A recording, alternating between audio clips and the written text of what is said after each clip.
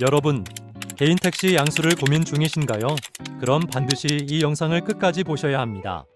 개인 택시 면허 양수는 수천만 원에서 많게는 2억 원이 넘는 과액이 오가는 거래입니다.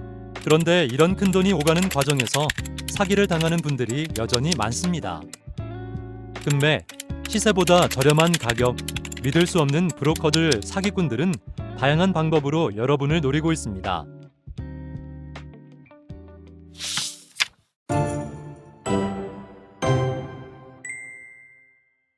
안녕하세요. 오늘 다뤄볼 주제는 개인 택시를 양수하시려는 분들이 조심하셔야 할 실제 사기 사례에 대해 말씀드려 볼까 합니다. 개인 택시 양수를 고민하시는 분들이라면 꼭 알아야 할 중요한 정보예요. 개인 택시 면허 거래에서 사기를 당하는 사례는 아직도 끊이지 않고 있어요.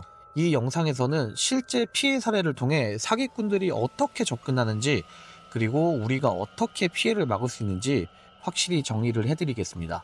그럼 영상 바로 시작해 보겠습니다.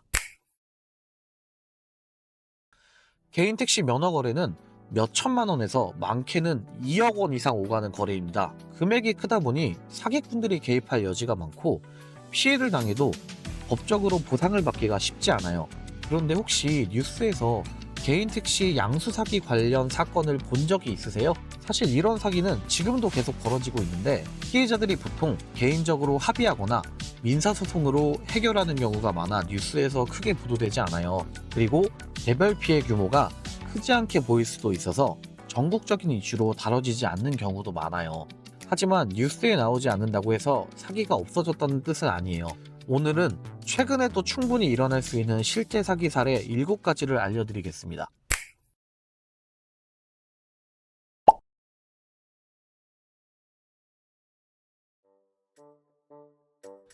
인터넷 중고거래 사이트나 SNS에 개인 택시 면허 금매라고 광고를 올리고 선입금을 유도해서 받은 후에 연락이 두절되는 사례입니다.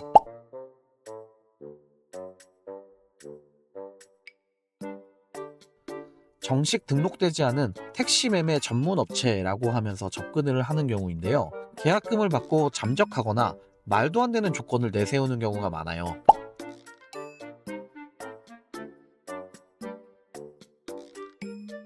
싸게 해준다, 연줄이 있다면서 접근하는 브로커들을 조심하셔야 돼요.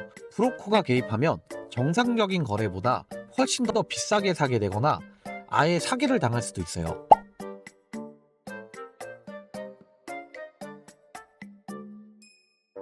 양도인이 과거에 음주운전, 뺑소니 등의 전력이 있는데도 숨기고 거래하는 경우도 있어요. 이런 경우 나중에 문제가 발견되면 양수인의 면허도 취소될 수 있어요.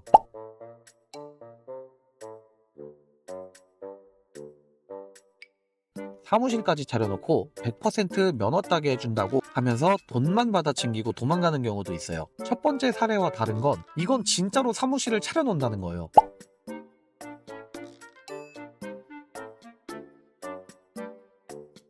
할부로 면허 사세요, 리스 차량까지 세트로 판매합니다 같은 제안은 무조건 사기라고 보시면 돼요. 절대로 면허는 할부로 파는 경우가 없습니다.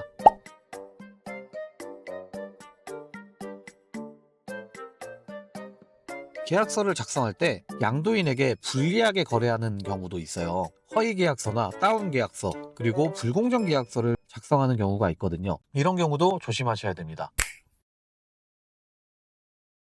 이제 이런 사기를 피하기 위한 5가지 핵심 예방법을 알려드릴게요. 이 5가지만 알고 계시면 개인 택시를 사실 때 사기를 당하시는 일은 절대 없을 거예요.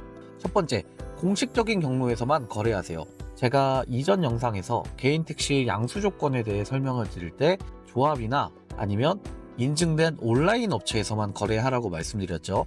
두 번째, 양도인의 결격 사유 조회를 꼭 해보셔야 돼요.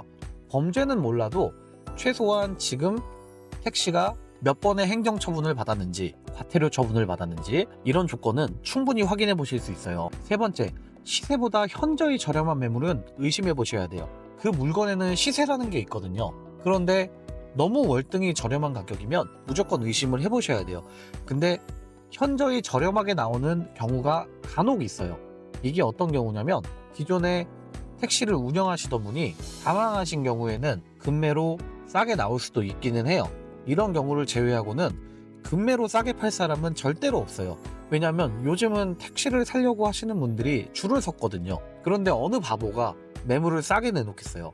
네 번째, 계약서를 꼼꼼히 검토 후 서명하시는 거예요. 여기서 반드시 확인해 보셔야 될 건 계약금 일자, 잔금 일자, 중도금 일자, 그리고 최종 잔금은 명의 이전 후에 입금하는 걸 꼭 계약서에 명시하셔야 되고요. 특히 계약서에 반드시 넣으셔야 되는 게 양도인의 결격 사유로 인해 면허가 취소될 경우 계약 해지가 가능하다는 조항도 반드시 넣으셔야 돼요.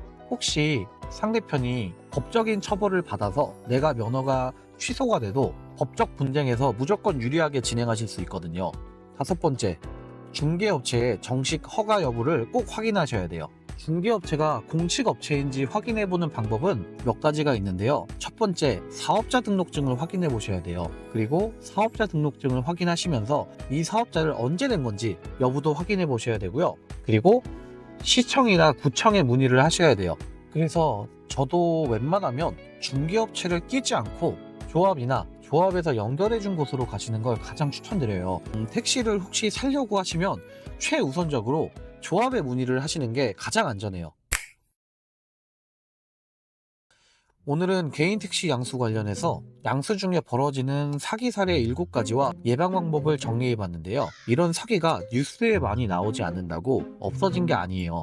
반드시 조심하셔야 돼요. 그리고 관련 뉴스 기사는 고정 댓글을 남겨드릴 테니까 관심 있으신 분들은 뉴스 기사를 한번 확인해 보시면 많은 도움이 될 것 같아요. 또한 주변에서 개인 택시 면허 양수를 고민하시는 분들께도 이 영상은 한 번쯤 시청해 보시라고 하시는 게 좋을 것 같아요. 꼭 안전한 거래로 여러분들의 소중한 자산을 지키시기를 바라겠습니다. 예, 오늘 영상은 여기까지고요. 저는 또 새로운 영상으로 찾아뵙도록 하겠습니다. 시청해 주셔서 감사합니다.